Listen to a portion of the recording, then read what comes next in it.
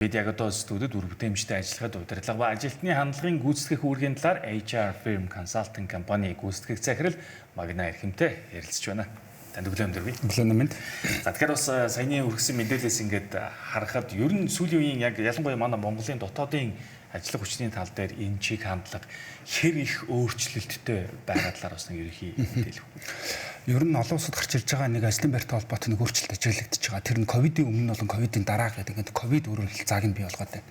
Тэгэхээр ковидын дараа ажлын байран дээр ямар өөрчлөлт гарч ирээд гэхээр хүмүүс дийлэнхтэй сэтгэл зүйн хөлбөмбөг аюулч чухалчилж эхэлсэн. Өөрөөр хэлбэл бүхэл бүтэн амьдралынхаа 3/1 буюу хамгийн бүтээмжтэй байдаг 24 цагийнхаа 8 цагийг энэ одоо ажлын орчин гэсэн энэ газар төвтэй цаг өнгөрөөд байгаа байхгүй. Тэгэхээр энэ өнгөрөөж байгаа тэр 8 цаг бид нар гэр бүлээсээ илүү цаг хугацааг энд зарцуулаад байгаа юм.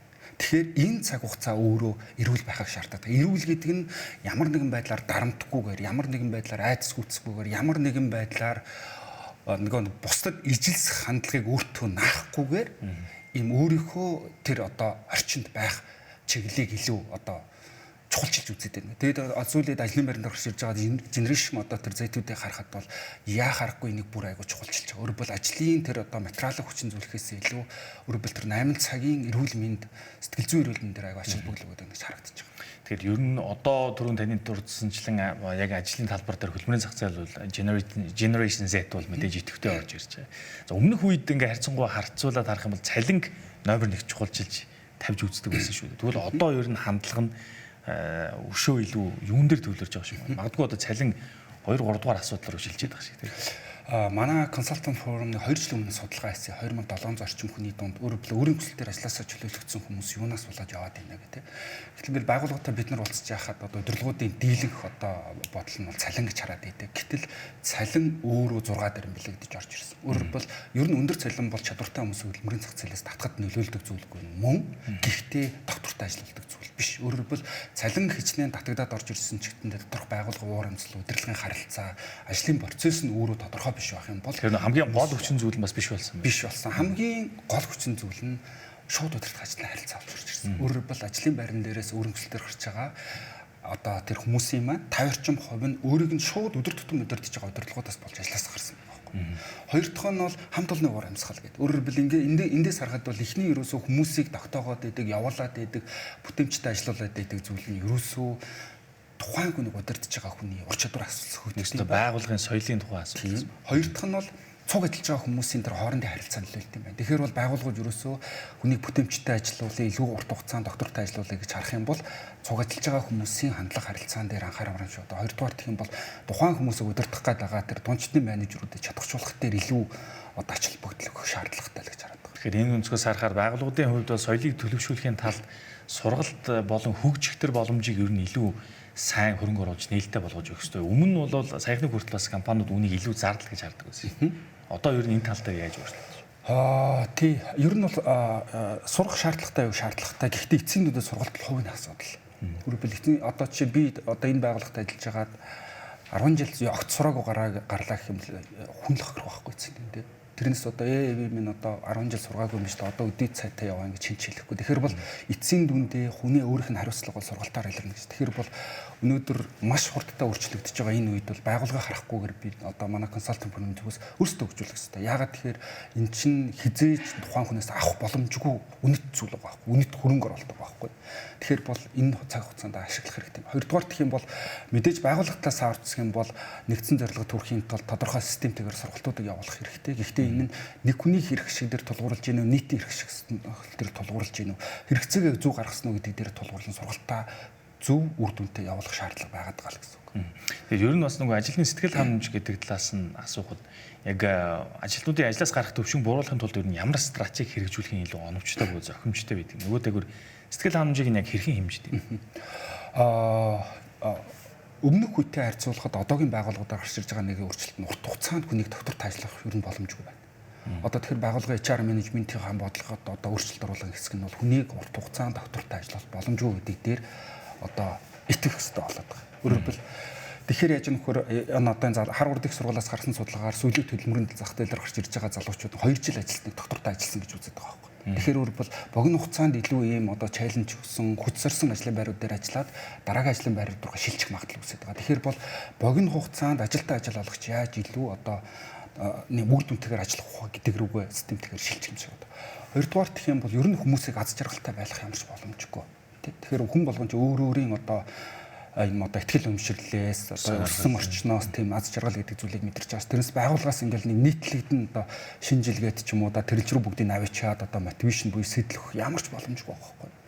Тэгэхээр бол ерөөсөө илүү нөгөө нэг хүмүүсийн бүтээмжийг буулгаадаа бүтээмжийг ахиулах гэхээс илүү бүтээмжтэй ажиллахад нь сөргөөн төлөөлөлтөд зүйлийг илрүүлэх нь аягүй чухал юм шиг байна. Тэрийг нь алга болгох нь байгууллагын зорилго болохоос биш тавих. Яг зөв. Өөрөөр хэлбэл хүмүүс бүтээмжтэй ажиллахад ийм зүйл сөргөөр нөлөөлөд байна гэдгийг тодорхойлоод тэрийг нь багасгах дээр арга хэмжээ авахаас биш одоо байгаа хүмүүсийнхаа сэтлийг өсгөнө гэвэл ямар ч боломжгүй. Яагаад тэгэхээр хүн болгон өөр өөрийн сэтэлтэй байгаа. Тэгэхээр тэрийг яг нэг зүйлээр хийснээс боломжгүй байхгүй тийм.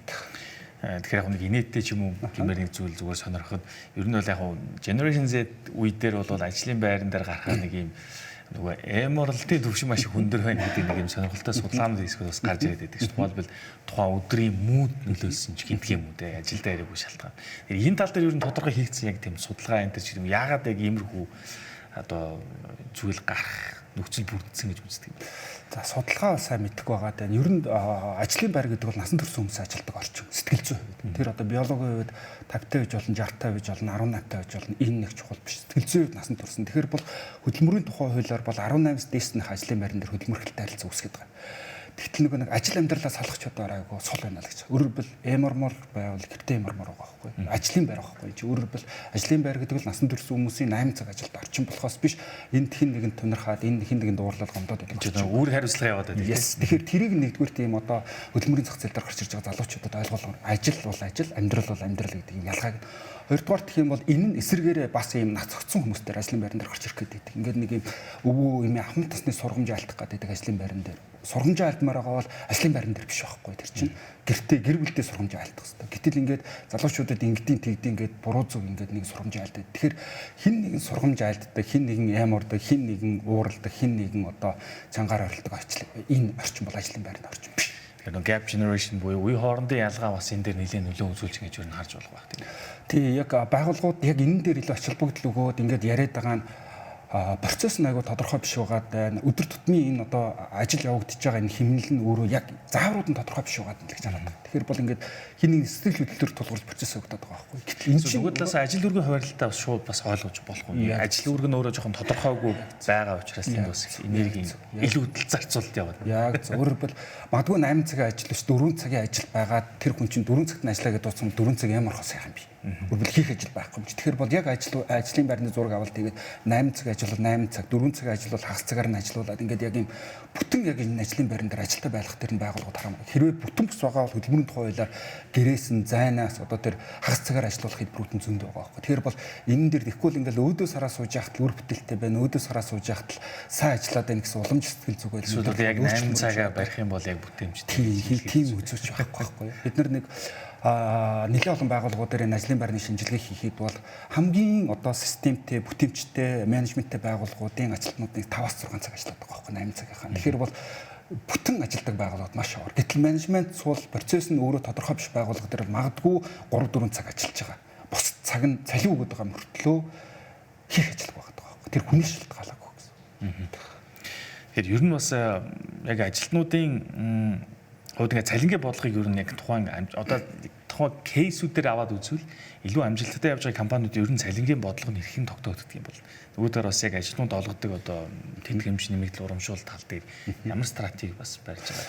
Одоо Монгол дийлэнх байгууллагуудаар монthly одоо цалин буюу сарын цалин дээр үндэслэн одоо систем дийлэнх нь байгаа. Өөрөөр өглөө 8 дээрээ ороо 17 цаг царлаа хөдөлмөрийн тухай хуулийнхаа дагуу 168 цагаа гүйцэтгүүл ингээд аваадах байхгүй нэг сая төгрөг аваад. Гэтэл энэ цаг нь хэр үр бүтээтэй өнгөрөөсөн гэдэг нь аягүй чухал байгаа. Тэгэхээр цаашдаа бол цалингийн бодлого одоо менежмент сайтай компаниуд аль хэдийн шилжчихсэн. Цаашдаа бол цалингийн бодлого бол яг цагийн цалин руу шилжиж байна.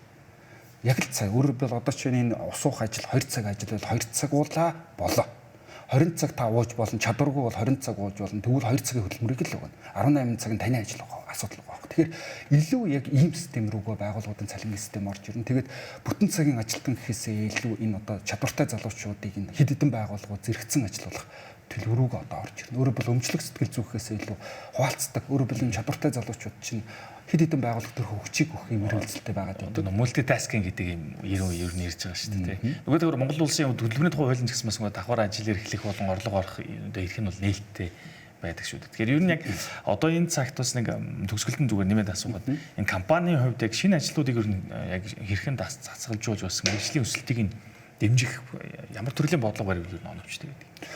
HR management дээр employee experience гэсэн ойлголт байдаг. Өөрөөр бол ажлын замнал гэдгээр орчуулагдаад байгаа шүү Монгол хэл рүү. Тэрний яаж нөхөр бол хүн ажилд орохоос эхлүүлээ гарах хүртэл маш олон юм цэгүүдэд хөрж өөрөө хэлсэн мэдрэмжийг авч яадаг гэж үздэг юм. Тэгэхээр тэр одоо хэдэн мянган цэг дээр очиж байгаа бол 2 цэг дээр ачаал бүтлэх шаардлагатай л байна. Хамгийн ихний цэг бол ажилд орох үеийн цэг маш чухал. Өөрөөр бол ажилд орох үеийн цэг нь өөрөө таатай байх юм бол цаашаа дуулах тэр даван бэрхшээлийг даван тулах чадвар нь өсдөг. Тэгвэл хичнээн гой бодлоготой хичнээн өндөр цалинтай ч гэсэн анхны өдрийг нь таагүүлээд авчих юм бол тэр эргээд нурчлах хугацаанд ажлаас гарах магадлал айгүй өндөр байдаг. Нэг тэгэхээр бол яаж нөхөр ерөөсөө хүний хөнгөс орнууд одоо ухтаж аваач хүссэн юм шиг ухтаж амаар байгаа. Тэгвэл ингээд юу ч бэлтгэдэг байдаг. Өнөөдөр ингээд үүдэнд нь суучдаг, гэрээгээ ичдэг. Хийх ажил нь айгүй тодорхой биш. Хаан суух нь тодорхой биш. Эн чинь өөрөө тухайн хүнийг үл хөндөлж байгаа сэтгэл зүйн юм одоо нөхцөл байдал бий. Тэгэхээр ийм нөхцөлд хичнээн мундаг байсан ч гэсэн хичнээн чадвартай байдаг гэсэн чинь магадгүй маргааш өдөр ажилдаа ирэхгүй байх магадaltaй гэж хараад байгаа. Хоёр дахь цэг нь ажлаас гарах үеийн цэг дээр ачаал бүгдлөх хэрэгтэй. Өөрөөр бол тэр хүн магадгүй үр бүтээлтэй бүтээмжгүй ажилласан гэдэг нь бол чухал биш. Хамгийн гол нь өөрийнхөө үнэт цаг хугацаа 20 жил байна уу 2 хоног байна уу 20 хоногоо өнгөрөөсөн тэр цаг хугацааг нь хөндлөөд айгүй өвтэйхэн гармаар байгаа. Гэтэл ингээд манай байгууллагууд зарим юм одоо бүдүүлэг гэдэг юм уу ёс суртахуунгүй байгууллага айгүй хүмүүсийг эвгүй гаргадаг. Тэгэхээр энэ нь эргээд насан туршдаа тэр хүнд одоо тийм сэтгэл зүйн хувьд юм таагүй одоо дурсан exit culture гэж яддаг. Тэр гарах соёл хүртэл тэр айгүй манай дээр тутамгшилтай байгаад байгаа. Тэгэхээр тэр соёлыг бол яхааргүй бий болох хэрэгтэй л гэж хараад байгаа. За студиуд ярилцсанд баярлалаа. Бид хүний нөөцийн бодлого чиглэлийн талаар HR Firm Consulting компани гүйцэтгэх захирал Магна Эрхэнтэй ярилцлаа.